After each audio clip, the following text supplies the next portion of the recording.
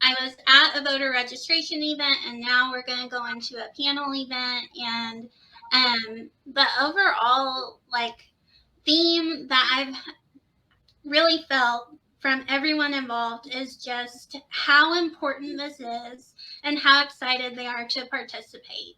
Um, it's just been a really awesome day. This is my first National Voter Registration Day celebration, and I'm excited to moderate our panel.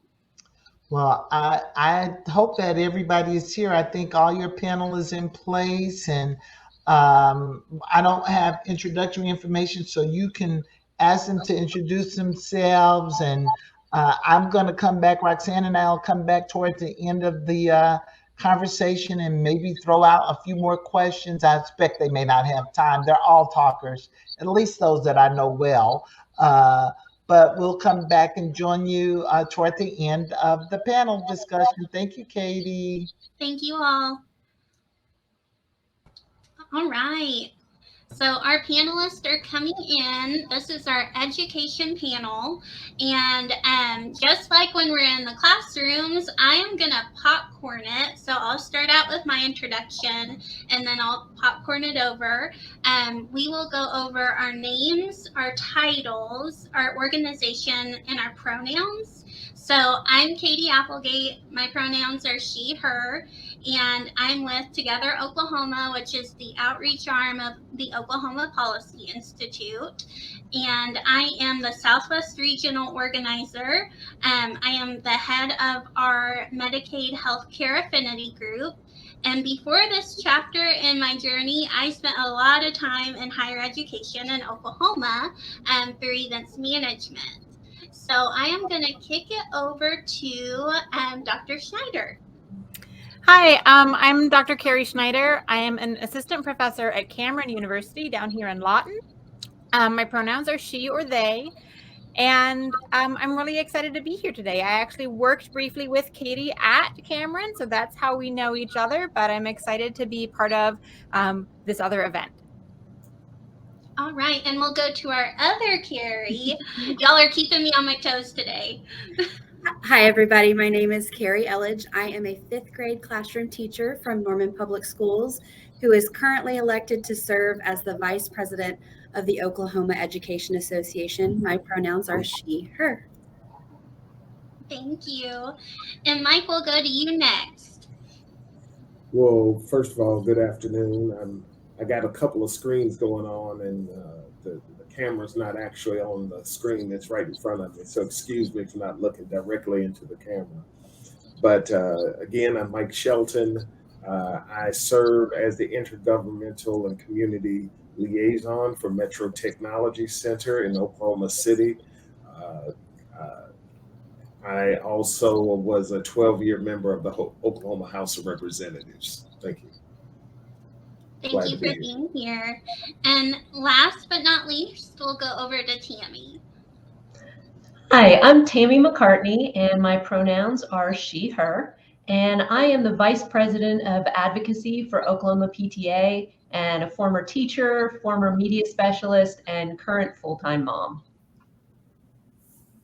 Thank you all for being here. I love that you each bring a really unique perspective on education to the panel, and I'm excited to get into some of these questions. I think the first question I really want to start out with, because it's the foundation to our whole discussion today, is why you vote. I think for a lot of folks in your classrooms, a lot of folks in your communities and across the state, knowing why is such a big factor in how they come to the polls. So I will let anyone take that question away. Why do you vote? Well, I will be willing to start. I was always that student in class who raised my hand first, so continuing tradition. I used to vote because I did not want to be somebody who complained about the way things are and then not be a part of the solution. So it's always important to me, if I say things should be this way, I feel like I should be taking action to make them that way. This year, I'm really voting as part of teacher appreciation, something we're talking about at Oklahoma PTA. You know, we say we support our teachers. We put out a statement saying we support teachers, but we've also got to vote for teachers and back candidates that are pro-teacher and pro-education. Thank you, Tammy. I'd be happy to follow that up. I'm so sorry. No, Tammy, you just made my heart so happy because the best way to prove that you're a public school proud advocate is to vote for our students, to vote for our education, and to vote for public ed. So the reason why I vote is because I know that my vote is my voice. And currently, it is so important to make sure that we are voting for the voiceless, who are our students. They don't have that same opportunity unless they happen to be 18 on the day of the election. And so we must stand up for those who are voiceless. We vote with our voice, and it's so important that we do that. Yeah, and to bounce off what Carrie just said, I mean, I'm coming at this from like a communication professor standpoint, but voting is a form of communication. Voting is how we communicate to the people in power, to the government, what policies we care about, what our priorities are. It's really one of the many ways that we can communicate. And so I think that just having that ongoing conversation, having your voice heard is super important. But I also was just raised to vote. Like my mom took me with her to go voting. She would take me into the voting booth and show me how it worked. And that just felt like it became just a routine. Like this is just a thing that you do. And it seemed common sense as a thing that you just should do. It's part of being a citizen. And let me just say that I could just bundle everybody's comments into one, and I'll try to avoid some of the comments. I won't avoid them. I'll just go ahead and repeat a couple of them. Our vote is our voice, and that I was raised to vote in my household. I think that those are very the foundations of how I started understanding the importance to vote. But I think I was also raised with the mentality that it's the smallest way of community engagement. It's the smallest action of community engagement that you can do, is make sure that you go to the polls to change your community. I can go into the cultural aspects of, you know, what community, how voting has changed my community. But I can tell you that more than anything, I vote because I know it makes a difference. And the person that's in those seats that we elect, if they don't, I know firsthand, if they don't see you voting, you don't exist. And so it's important that they see me voting so I can have a conversation with our elected officials. Thank you all. I'm so encouraged by your why. I think that a lot of students, a lot of community members, a lot of first-time voters, sometimes they have similar stories where they have been to the polls with their parents or their grandparents, but some of them are generation breakers. They are going to be the first one in that voting booth. And so for those viewing today, for your students, your colleagues, your community members that may be unsure of voting or a first-time voter, what are your hopes that they will get from today's panel? I'm gonna go first. Oh. I hope they're encouraged. I will put myself on the spot. The first time I voted, I was not confident enough to go up to the poll worker and ask her what the steps were. So I ended up doing a straight down party vote, which is not what I wanted to do. So I think you can go in and you can go through the steps, but unless you know what you're doing and you know who you're voting for, not just a familiar name on there, I think it really does matter as a first-time voter to really know what you're doing and have that vote count. So I hope today's panel just encourages everyone that may not be as familiar that your voice counts and your voice matters, and we're here to help you. You know, Katie, to feed off what you just said, I hope that not just this panel, but this whole event that Together Oklahoma is putting on lets people know that they're not alone. And so those first-time voters or 50th-time voters know that there are places to learn about what's on the ballot, who the candidates are. I mean, and I hope they see Oklahoma PTA as a resource to learn more about who's running and what's on the ballot. So we're not as alone as we think we are. And there are a lot of people who care about voting and who care about educating voters. Yeah, and one thing I would hope that, my students would get out of it is seeing the connection between voting and the impact on your life. I mean, so many of my students are future teachers, future high school and middle school teachers. And by voting, they actually get to vote for who their boss will be. They get to vote for the superintendent of education. They get to vote for the school board. They get to vote that actually changes the conditions of their labor. So they're voting for school funding bills. So there's so much that when they vote, it actually has an impact on their life, and seeing it not as something that's really distant. I feel like a lot of students frequently feel like they see reporting on national elections and federal elections, and it feels distant from their life. But I think, and I would really hope that they would get how voting can actually have a material impact on their everyday existence, not just like where they live and the laws in an abstract sense, but in a concrete sense of like the conditions of their work. And that's a great point. I think over the years I've seen too many, or talked to too many people that I know well, that have had a mentality of my vote doesn't matter. And I think that to your point, Carrie, that if I could get something, if people could get something out of this, it is my hope that they truly understand the impact, micro and macro, of how politics plays and how their role is so important to the overall, your overall life. And you know what? I've got some really interesting statistics for you all. 4, 3, 2, 1. Those are numbers you need to remember. We have 4 million citizens in the state of Oklahoma. 3 million of those citizens are eligible to vote. They are old enough. They are qualified. 2 million of them are registered to vote. 2 million of the 3 million are actually physically registered to vote, but only 1 million of those people vote. And so when we talk about hope and what matters, I think so many of those people think that their vote does not matter. And I can tell you firsthand, the very first election I voted in, I was 18 years old, and I had a candidate that I was really supporting for governor that no one thought could win.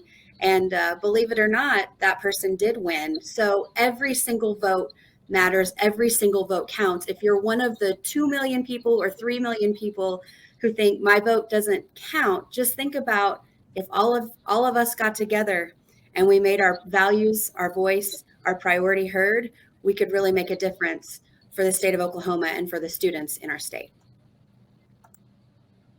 Yeah.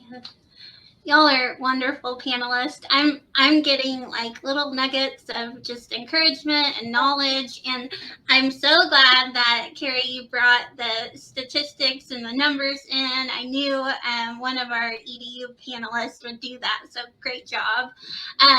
You all kind of went on to the next question a little bit, but I want to just put this out here, and feel free to like chew on it, repeat yourself a little. That's a-okay. My question for you guys is, in your roles, you do advocate, you do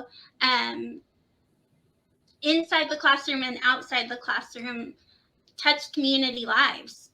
So what are some of the key issues that affect the people for whom you advocate? What are those key issues, and what are those key barriers? Someone touched on it earlier, a few of you did, that there's this discouragement, this downcast spirit where it's like, my vote doesn't matter. I just am so discouraged, and why does any of this matter? So I see that barrier a lot among people my age too. But let me kick it back over to you all. What are those key issues and those key barriers for whom you advocate?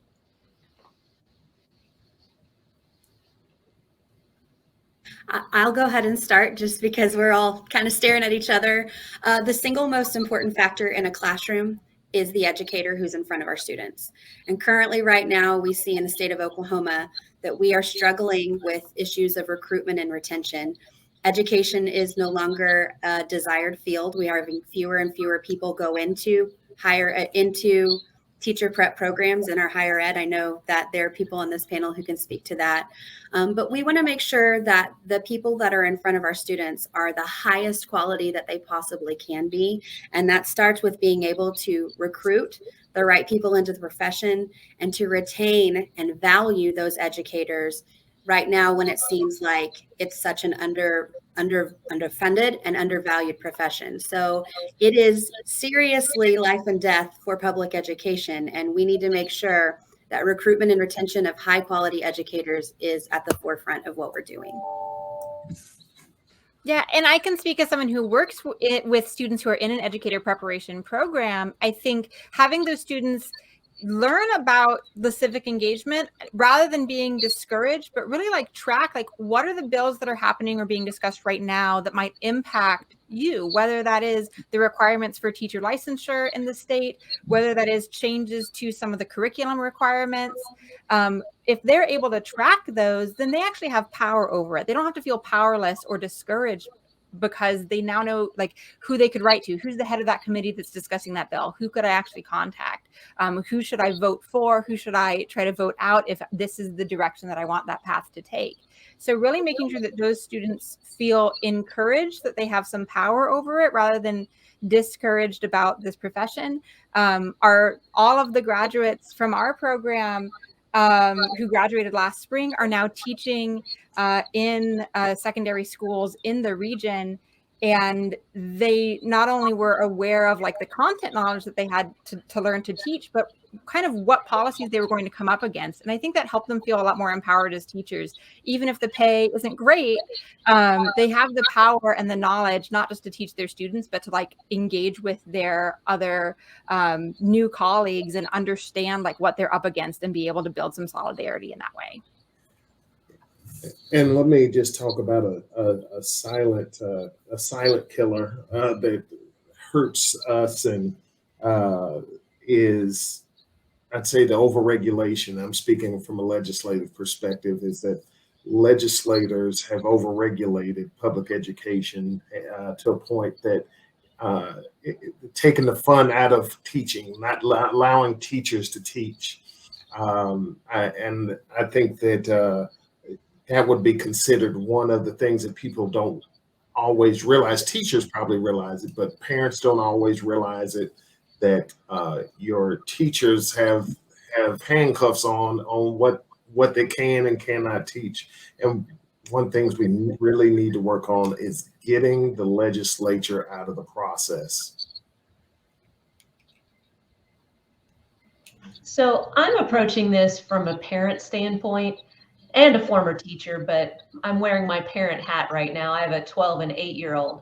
So I am really trying to get people to be aware that their vote has such an impact at the local level. You know, we talk a lot about people think they're good citizens if they go and vote in the presidential election, but it's the local elections that have the biggest impact on what happens in the day-to-day functioning of our schools. You know, the school board elections, the superintendent of public schools, you know, those are the ones that we saw through COVID had the biggest impact on what happened at our kids' school. They're the ones who decide on funding and priorities and those sorts of things. So, you know, I also looked up some statistics before coming today, and 18 to 24-year-olds, only 11.8% of them voted in 2014 in Oklahoma.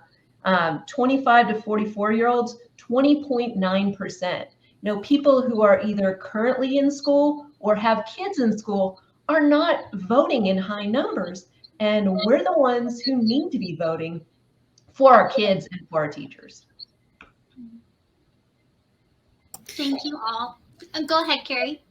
All I was going to say is every single issue that affects education from pre-K through 12 to higher ed to career tech, every single aspect of public education in the state of Oklahoma and even in our country is decided by some kind of deliberative body, be it a school board. Some places have city issues that affect education. We have the legislature. Every single issue is decided by somebody else. And so it's important that we are making sure that we're electing the right people and that we're getting people out to vote for that for our students. So, follow-up question for each of you. Now that we talked about some of those issues and barriers, how are those issues impacted by a policymaker?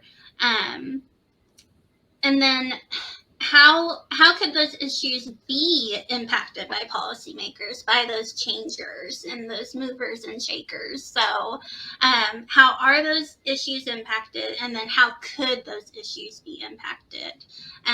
You know, we're not in legislative session yet. We're in interim studies, but we will be going into legislative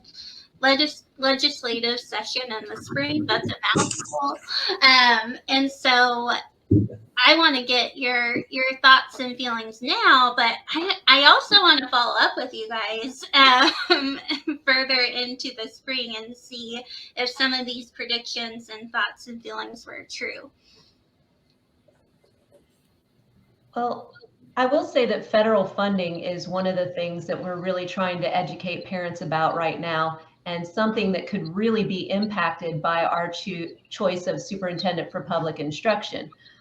One candidate is talking about rejecting federal funding as a way to reject federal mandates. And so that's $920 million that we could lose from education funding. And so I'm not sure everybody is aware of the programs that would be impacted, the loss of teachers, the loss of staff. It could be a real game changer for what happens in Oklahoma's public schools. And if we don't have people out voting in that election on November 8th, then a minority of people are making a huge decision that's going to touch every school in Oklahoma. And I would say also it moves from those really big issues like that question of federal funding and those millions of dollars that could be impacted to things that might seem like a small issue that's moving through legislation, like legislation about concurrent education in the state. Right now, a lot of juniors and seniors in high school can take college classes, and we have a lot of enrollment from those students. There's discussion that might be expanded to sophomores or even freshmen in high school. And that not only impacts higher ed and where those students might be taking those classes, but it also impacts the high schools where those students might be leaving from, right? And so something that seems as like that's a minor bill and we don't need to pay attention to it has a huge impact on the ground in terms of the schools that the students are coming from and the schools that the students are going to. So I think it's so important that teachers and people who care for students on all levels are really paying attention, not just to the big issues that are being questioned up in the state and at a federal level, but some of the things that seem maybe small on the surface, but that can have a really huge impact on people's lives. And let me just share this with you. I kind of broke up, my sound broke up, so I didn't hear all the question. I'm trying to put together what you all are talking about by listening to everybody else. But I can say from a career tech standpoint and understanding the importance of high school, those that can go to college, those that can get a master's degree, that's wonderful. One of those issues that need to make sure that we keep an eye on is making sure that our children are exposed to not only college. I feel like we went so hard, college, we abandoned technical trade. And I am hopeful that our legislature, our families understand the importance of our students looking at both sides of that spectrum, those that can make it in college, those that will have a very prosperous life by going into a technical trade. So I'm hoping that the legislature looks at some expansion of making sure not only we allow students to get into college at an earlier age, 9th and 10th grade, but also give them more access to those technical trades. So in this issue, we always talk about how the students are our future, which is totally correct. They are the future of the state of Oklahoma, the future of the country, but also they're our right now. And if we aren't investing in education for our students, then we're shortchanging and kicking the can down the road, thinking that they'll catch up at some point. And it's time that we make sure that we're investing in our students. I can tell you that education is one of the largest workforces in the state of Oklahoma. It's not something people think about. They think of traditional things like the medical profession, or they think of state workers, but education is one of the largest workforce programs in the entire state. So it's time to start looking at how do we invest those dollars that the state definitely has. We know that we have surplus in our rainy day fund. We have relief money that came from COVID. And then we also have the Panasonic deal money that isn't currently being investing there, that we could reinvest in things like public education to ensure that that money is going back directly to our classrooms, directly to our students, and ensuring that we are doing the most that we can in order to ensure that right now we're doing well, but well into our future, we're taking care of our citizens in our state. Carrie, I'm going to put that as a banner in my office area, that they're the future, but there are right now too. And y'all, I can't thank you enough for all of the conversation and just your input on all of these questions. Mike, I'm gonna go off. I'm gonna ask our question, but I'm gonna go off for just a second off script. Sorry. Okay, policy folks. So the importance of voting and educating people to vote, but the tie between education and voting as well. We could talk about this all day together. Carrie, Dr. Schneider mentioned that I worked with her on a college campus, but before that, I was in the Great Plains Technology Center in their nursing program and got my CNA. So now that I'm in policy work, I have some of that background and some of that foundation from my CNA training to take into healthcare Medicaid legislation. So wherever you come from, whatever campus you're on, whatever, path in life you're in, whether it's college or tech or you're working, non-traditional students, your vote is your vote. And you bring all of that knowledge and all of that life experience into that polling station with you, and it matters. So just Mike, thank you for talking about the trade side of things, and also just all of your input. So I'm going to move us on to the next question. I hope we don't go over, but thank y'all for indulging me a little bit. So we talked about the issues, we talked about policymakers, but in your perfect world, which I hope we can create through this event and through National Voter Registration Day today, if more people voted, do you believe those issues we've talked about would be addressed differently? I know some of us have that statistic in front of us a lot on how low voter turnout is in Oklahoma. So again, how do we think it would be different? Those issues would turn out differently if more people showed up to vote.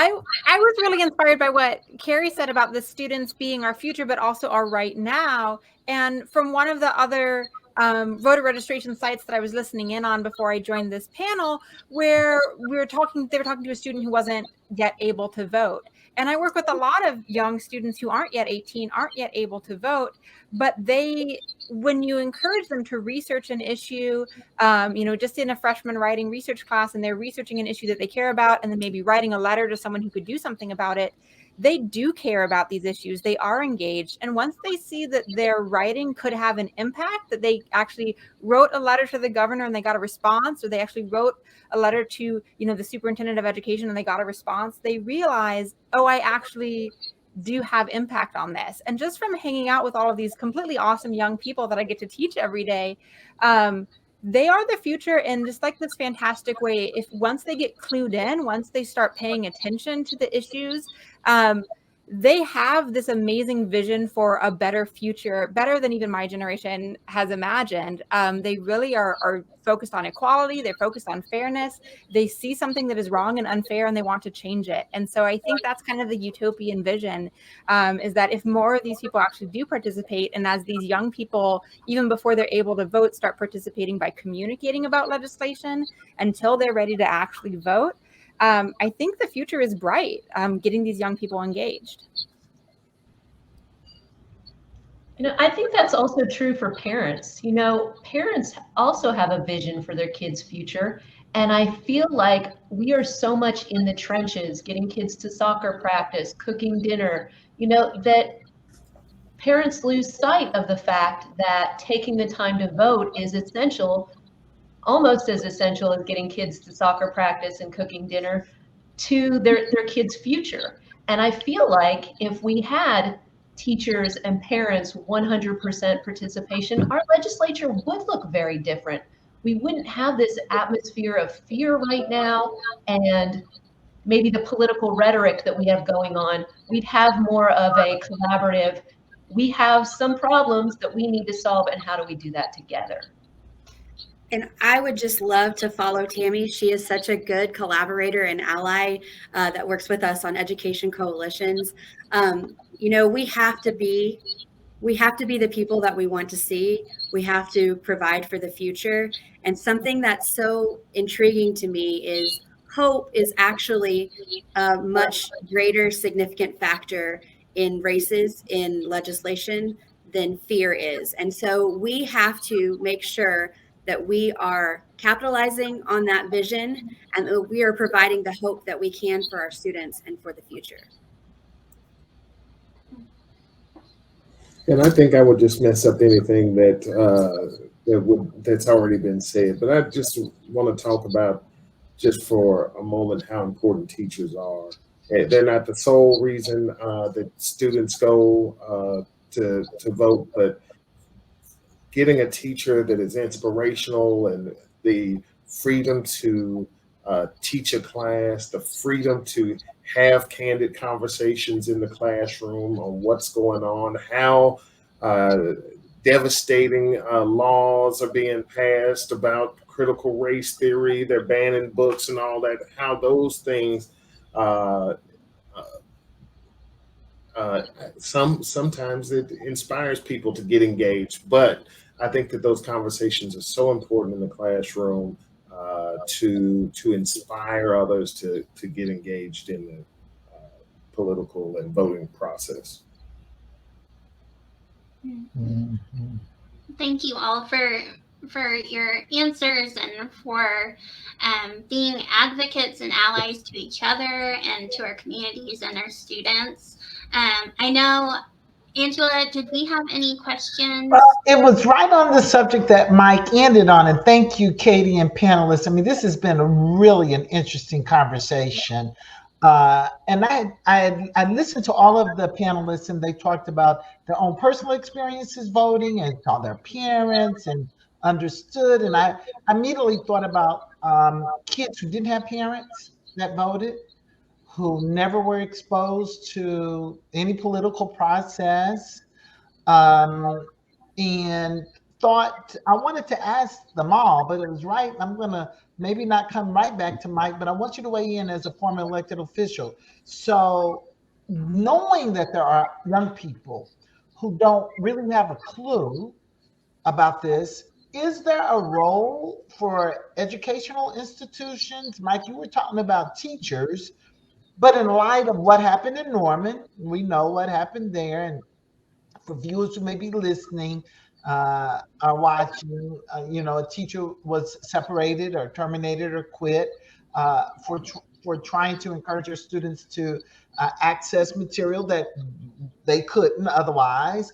Knowing what the law in Oklahoma says without ever speaking to the words critical race theory, but about teaching and entering into conversations that make people feel uncomfortable based on their gender and race or sexual orientation or whatever, knowing what elected officials in Oklahoma have put in law, what space can educational institutions now fill to help young people understand that they have a responsibility to vote and can vote? And then what can we do to really ultimately maybe change those laws? Let me just jump in here just real quick about, of course, the legislature puts in these laws, and the legislature will, the Supreme Court will either decide it's unconstitutional, or the legislature will remove the laws from the books. But I can tell you firsthand is that nothing happens at the legislature because it's just the right thing to do. And that's probably, I hope that is something I leave with everybody, is nothing ever happens just for the right thing. And it's so important that parents, PTAs, the squeaky wheel truly gets the oil. And you got to put pressure on your legislators. People have to go up to the Capitol to make sure that their legislator, they need to see you in that building. As I know Angela's heard this statement, if you're not at the table, you're what's for dinner. And that is so true in that building. And so, and I just need to make sure that everybody knows squeaky wheel gets the oil. And the only way to change that is engage your elected officials and put a lot of pressure on that elected official to do the right thing or run against them. I mean, I think one thing that we can do, and that I've done, and that my colleagues have done with our students, is we don't tell them how to vote. We don't tell them how to think about an issue, but we do teach them how to evaluate whether a source of information is trustworthy. We teach them how to do research. We teach them how to form an opinion that's supported by evidence. And for some of the projects, every freshman does a freshman research writing paper or writes an argument. One of my colleagues, as the students find a current piece of legislation under debate and pick a side on that and do some research to find out, do you agree with that or not? So not telling the student whether to agree or not, but say, pick something that's being discussed. That's your topic. Do some research, learn how to evaluate sources and figure out what's trustworthy and make up an opinion. And I think giving students the tools that they need to find an opinion is a great way that any educator, regardless of what, shackles are put on you by the state in terms of what information you're allowed to give students, you can teach them how to evaluate sources. You can teach them to do research, and you can teach them to think critically. And once they become critical thinkers, they are going to make some better decisions maybe than are already currently being made in the state. And if you all don't mind, I would love to follow up on that really quickly. We have some amazing pre-K through 12 educators across the state. And one of my favorite stories that I've heard lately is we have an educator who, on the student's 18th birthday, gives them the gift of a voter registration and makes sure that they understand how to turn that in with the election board and to make sure that they are registered to vote, which is so important. So I think we are all in this together, making sure that our students know how to do what they need to do. It truly is a gift. That is amazing, Carrie. That is amazing. Tammy, did you have anything you wanted to add? Oh, I always have something to add. I think I would say that when we talk about voting, I'm a little bit aggressive about it. I talk to a lot of people about voting, whether or not they're registered. I actually carry the voter registration forms in my car. So I have a lot of conversations about it. And people are always saying to me, I don't know when elections are coming up. I have to work on the day of election. You know, there are all these barriers that people think are in place that keep them from voting. And a lot of that is true. But, you know, there's absentee ballots. You can vote anytime 6 weeks before the election, and you never miss one because they send the ballot to your door. Like, there are ways to overcome many of the obstacles that we believe are in place. And there are lots of people to help voters overcome those obstacles. So I think that we can't lose sight of all that's in place to support voting, to support reasonable discussion about legislation, ways to communicate with our legislators. You know, it can get kind of rough here in Oklahoma, and we lose heart sometimes. But as other panelists have mentioned, like, hope is a powerful driver, and there are people out there to help us overcome our obstacles and despair and frustration to actually take positive action. Mm-hmm. That is awesome. I have a follow-up from Angela's question for you all. And Dr. Snyder, you kind of touched on it. You all give tools and resources, and you help your communities, your parents, your students to critically think. When I was in school, I think I had like Schoolhouse of Rock, or, you know, the I'm Just a Bill on Capitol Hill. Is that the only resource we still have, or do we have other resources that you want to talk about?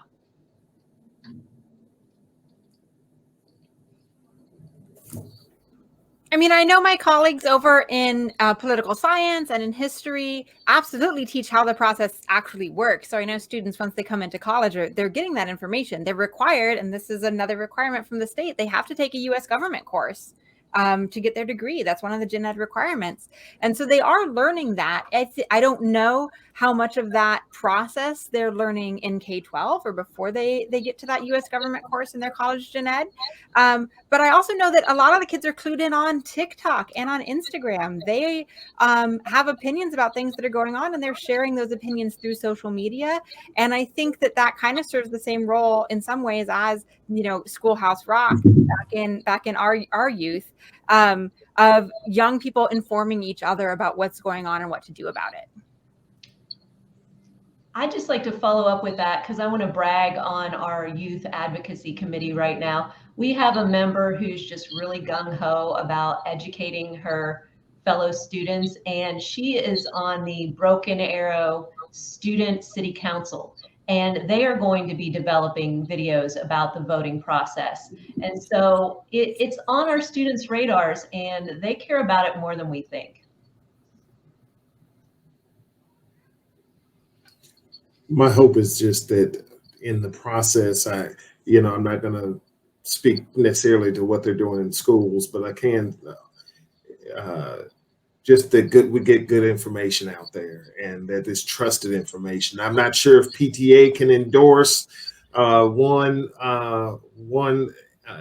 informational site or over another, but they need to know that the PTA is marked off on this, or trusted sources, because our students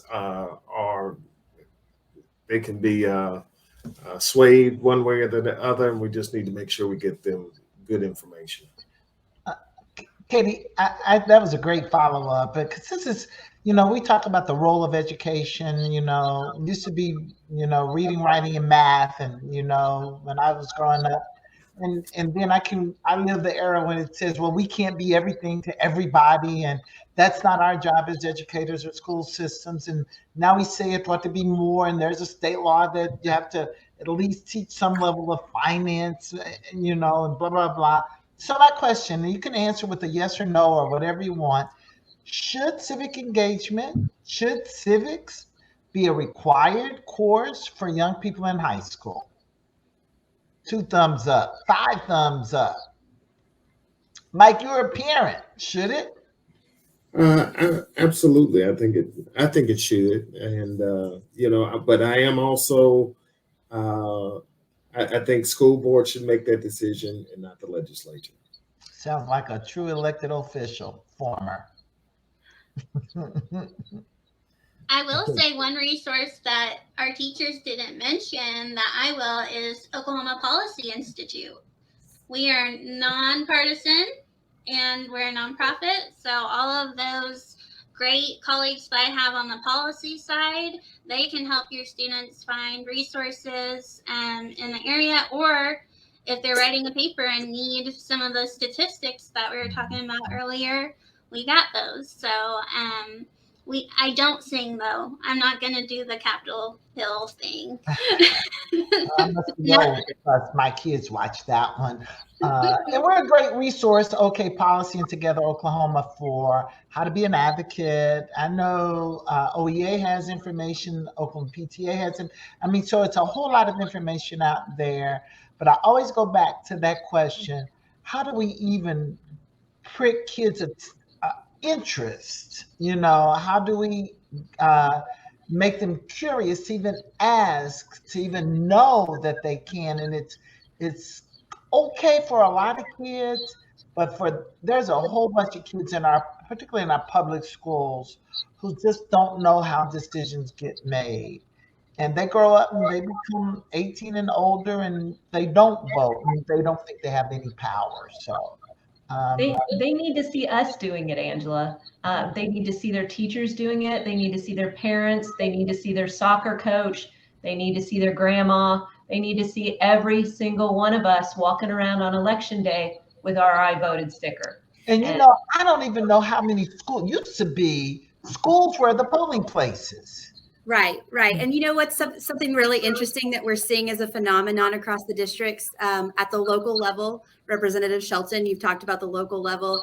A lot of school districts this year and in the past couple of years have moved an effort to change their calendar to ensure that they're either having a virtual day on their state election days, or that they may be out of school. And what's so neat about that is we have parents, we have churches, we have groups coming together as a community together to say this election day matters.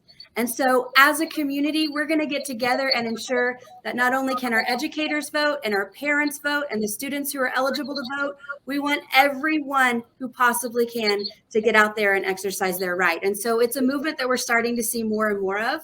And I think that that will also make a positive impact at the polls.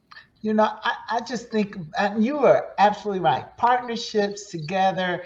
I voted Career Tech at Metro Technology Centers. That is my voting place.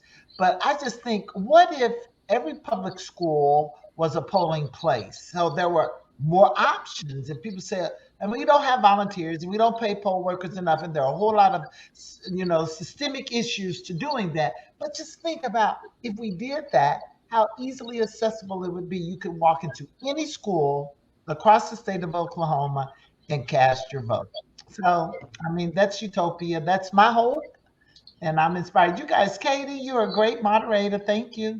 I learned from the best, Joel. I just really want to thank Angela for your leadership and for helping us find our voice and use it. And also to each one of our panelists that brought their whole selves to this event, and for being bold and for speaking your truth and helping others to vote as well. I know we're a little over time. Actually, we are, but we've got an extended little transition here. So maybe we give each panelist an opportunity for a closing comment. Please do. Not everybody all at once, though. Don't make me call on you. Well, let me just first of all thank everyone for the opportunity to be on here. I was not a good student, so I'm always amazed when I'm invited to speak on educational panels. But I'm grateful for the conversation and to hear you all, the real experts, have talk about impacting education. You all are the heroes and the front line, and you should be treated as such. My hope is continued to, we started this conversation about empower, and I hope that people are empowered by going out and voting and getting engaged and pulling others with them to the polls. So I just thank you again to be a part of it. I'll just wrap up by saying over 90% of our students go to our public schools, rural, suburban, and urban. We have students from every demographic and every walk of life. And we really need the citizens of Oklahoma to have a plan to vote, to know where their polling location is, to request an absentee ballot if they're not going to be available, or go early vote, and make sure that you know that you're going to need a notary if you do absentee vote. But going back to what we started this with, the best way to prove that you are public school proud is to vote on behalf of students and to vote on behalf of the profession and public education. Do not vote for the letter next to the name. Vote for education. Amen. Oh, it's hard to follow up on that, Carrie. No, that's You right. made a challenge. I saw a video today on Facebook that was kind of spoofing the PTA, and it had this PTA mom like reporting on people and who had volunteered and who brought stuff to the bake sale. And I kind of laughed to myself because I'm that PTA mom who's in the carpool line with her voter registration. And so what I want people to see, PTA and all of these organizations, all of us as advocates, more than fundraisers, more than anything, we're advocates and sources of information on voting.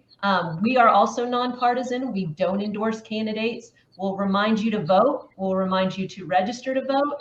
And we'll talk about issues, but we don't endorse any candidates. And so I just want to remind parents out there, your vote is a form of teacher appreciation. Your vote is the way of enacting the future you want for your kids. Like, voting matters, and we all need to be at the polls on November 8th. I think it's impossible to follow what my colleagues on this panel have said, but I think, just to reiterate something I said at the beginning, is that voting is communication. Voting is a voice, and voting is a way that we get to communicate with the systems that are running the state. That's how we talk to them. And so just making sure that students know that it's not an obligation, it's not this onerous task, it's really just a way of talking. It's a way of talking about what we care about. It's one of many ways. They can write letters, they can call, they can send emails, they can pester each other and make social media campaigns to try to encourage each other. And voting is just one more voice that they have, and it's worth using. A+ to everyone. Great job.